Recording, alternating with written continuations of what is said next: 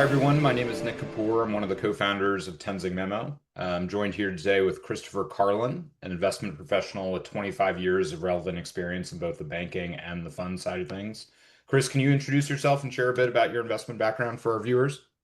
Yeah, absolutely. And thanks for having me here today, Nick. So I've been in the investment management business actively as an analyst or portfolio manager since the late 90s. I've worked for a number of hedge funds, mutual funds, RIAs, ran my own for quite a while, and am now working at the trust department of a regional bank. Fundamentally, I'm a value investor, although there's been a big evolution over a career that's now spanned over 25 years. I started off as an event-driven investor, and then that process is you find a profit pool, you try to extract as much value, everybody else runs in, the value disappears, you have to find a new profit pool. And so I did that for a while, and ultimately, to make it a manageable story, I evolved into looking more at the quality of business.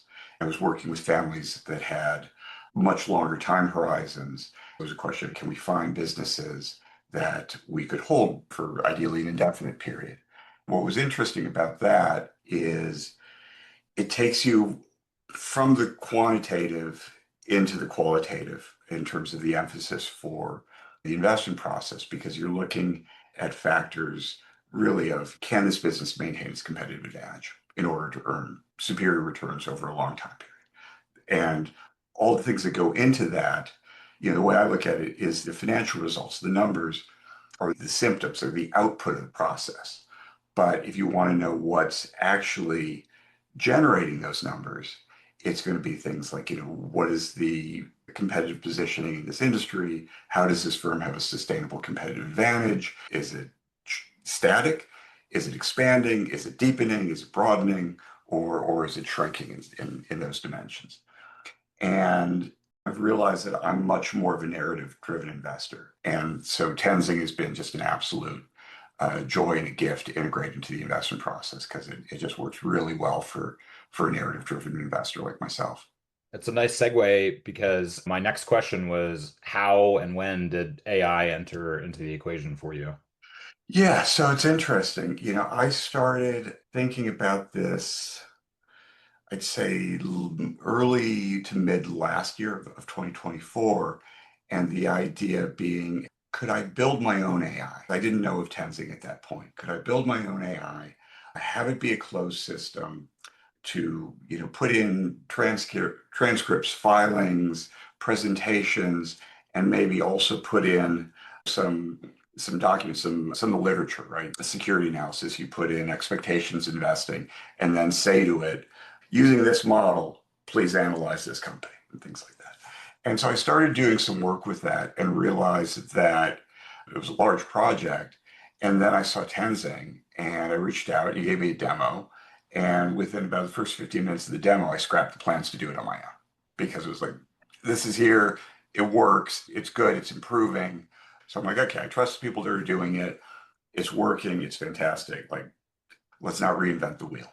And so I've been using it now for, I guess, maybe 6 months or so. And the obvious benefits in terms of process efficiency, throughput, and we've discussed this, it's brought the fun back into investing. In a lot of, particularly white collar professions, as you get better at your task and more seasoned, your responsibilities shift, and they shift in a direction that maybe gives you more organizational responsibility, but takes you away from the core function and skill that brought you into your career. And so being able to get to use these tools is, aside from improving the investment process, it's also allowed me to do research in a depth that I hadn't been able to consistently do for a number of years, as my responsibilities had broadened away from just security analysis and portfolio management to be client or firm responsibilities. That's just been a joy. Fantastic. Is there anything as far as kind of granular use cases that it does for you now that you didn't necessarily anticipate when you first started? Yeah, and let me back up to answer that with, how does it handle the use case that I did anticipate? The use case that I did anticipate, which it works very well at, is if I'm initiating coverage on an idea or initiating research, it's it starts with document retrieval. That takes maybe an hour to pull the documents, print the documents, collate and staple, and now I have a pile of paper. And then I'm going to take that paper home, and in the evenings, I'm going to read through that paper. And there's a lot of piles of paper around where I sit and do my reading, so I might not get to it right away. But then I get to it, I read through it, and then I have to germinate on it to think, okay, you've read all this, you've taken all this input in. What are the salient issues? Where are you going to focus your research? What are the two or three things that are going to need to be answered sufficiently to have conviction in whatever direction we take going forward? And then you sit down and start pulling the threads on those ideas. Altogether, that process can take over a week. And what often happens is if you get a lot of ideas, those piles tend to stack up and you're not getting through them. And so there's like a lot of, I think, wonderful investments sitting buried in piles of paper stacked around my office at home. What Tenzing allows me to do is to cut through that process with, it's a hot knife through butter that I can log into Tenzing. I can look at a company that, I'm not familiar with. And in 15 minutes, I can get a pretty good understanding of what the issues are.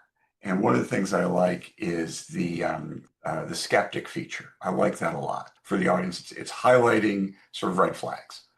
And so I go to that first if it's a name I'm not familiar with. And one of a couple things is going to happen. Either it's going to come up with red flags that I'm like, wow, those seem really significant and maybe unknowable. Maybe it's outside my circle of competence. Like that's a pass. And if it does that, it just saved me a lot of time. So that's a win. Or it could be, wow, those look serious, but I think they are understandable by me. Now I know where I'm going to focus my work. I'm going to go straight into those issues because if I can't come up with a sufficient understanding to resolve those concerns, it's not going to go anywhere.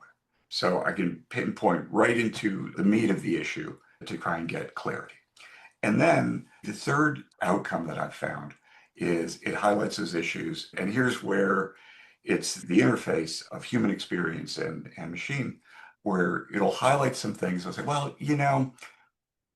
this doesn't quite capture what's really happening in the market. That is an issue, but it's not a material issue. I've already gotten comfortable with that. And if I'm seeing that where it's like, oh, that's not a significant issue. That's not a significant issue. That's not a significant issue. Now all of a sudden, I say, well, gee, if that's the worst you got, and I can resolve all those, now I can say, listen, let's really dive into this and see if it's good. So that's been the use case that I sort of expected and has been just fantastic. One of the ones that I hadn't expected that I think has become really helpful is it becomes a question of how do you use this? And I think the real danger with AI in general is if you just start accepting what the machine's giving you and not adding any thought, you're just the person pressing the buttons. But if you can use the machine to have you think in different ways, and you take this and you say, oh, this is presenting in this way, and you're really interacting with it. And if you ask yourself, would I come up with the same thought? And if I came up with the same thought, would I have done this exercise of spreading these numbers out in the same way? And would I know how to do that? And so in that way, it becomes a thing that I never had. I mean, I started in the mid to late 90s at small firms where there was no formal training program. There weren't 50,000 Substacks. There wasn't YouTube interviews. There wasn't, Value Investor Insight. There was Outstanding Investor Digest. But that was about it. Tenzing MEMO makes me a better analyst. It's just that simple. It'll suggest a question at the end. If you ask a query, it'll do this and it'll suggest what the next step might be. And I'm like, oh, yeah, let's see that. And it's like, oh, would I have done it that way? Could I have done it that way? Would I know how to do it that way? Even at this stage of my career, it's breathing new life into into the practice because it's showing you different perspectives on how to do the same task. And it's just been fantastic that way. Chris, I want to thank you for your candor and the granularity of these responses. Delighted to have you as a customer of Tenzing Memo. Thank you so much for your support and for sharing your thoughts on this video today. Absolutely. It's my pleasure. And keep up the great work. It's a fantastic product. And when we first started chatting and gave me the demo, I said, this is great. I'm in. Where do I sign up? So